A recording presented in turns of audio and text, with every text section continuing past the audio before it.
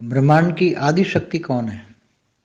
तो जो ब्रह्मांड की आदि शक्ति है वो ब्रह्मा विष्णु शंकर की भी रचयिता है और वो ब्रह्मा द्वारा सृजन, विष्णु द्वारा पालना और शंकर द्वारा विनाश चलाती हैं और धरती पर पूरे ब्रह्मांड पर वो कंट्रोल रखती हैं और धीरे धीरे समय के हिसाब से वो समय के हिसाब से धरती पर अर्ध प्रलय, प्रलय, कल प्रलय भी करवाती हैं। और जब वो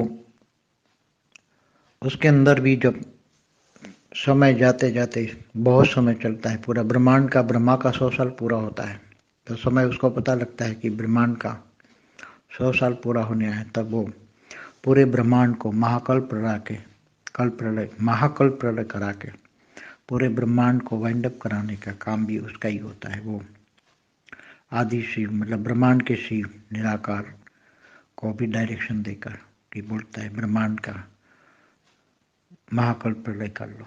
तो आदि शक्ति ही, चाहे निराकार में ऊपर निराकारी जो लाइट के ऊपर माइट होती हो, या शिव आकारी की, शिव की शक्ति आकारी रूप में हो, शिवपुरी में रहने वाली शिव शक्ति, उसको ही ब्रह्मांड की आदि शक्ति कहेंगे।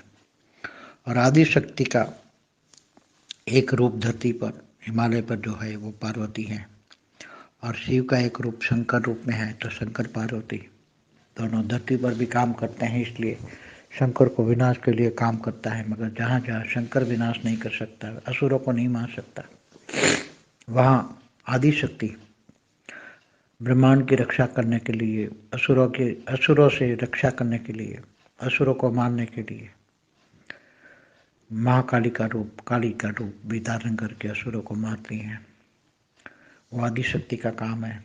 आदि शक्ति बड़े बड़े असुरों को मारती हैं, कितनी अलग अलग अवतार लेकर धरती पर अलग अलग अवतार लेकर असुरों को मारती हैं, बैलेंस रखती हैं, पूरा ब्रह्मांड चलाती हैं, 14 लोक को चलाती हैं। इसलिए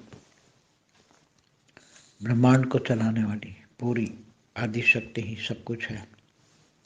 आदि देव, आदि शिव वो सब उसके द्वारा ही काम कराते हैं। और निराकार भी, वो निराकार तो निर्गुण निराकार भावातीत होता है, इसलिए वो ज़्यादा वो पिक्चर में नहीं आता। सारा काम का बोझ आदि शक्ति पर ही होते हैं, पूरे ब्रह्मांड को चलाने का बोझ आदि शक्ति पर ही होता है। इसलिए आदि शक्ति का गायन बहुत अलग अलग रूप में, जगदम्बा के रूप में, जगदम्बा के रूप में है। उसके अलग अलग आदि शक्ति के कई अवतार हुए हैं। नव दुर्गा के रूप में भी अवतार जो हुए हैं वो आदि शक्ति, भले वो पार्वती के द्वारा कराए हैं, जो धरती पर जो उसका अवतार होता है इनके द्वारा कराए। तो नव दुर्गा का भी अवतार आदि शक्ति का भी है।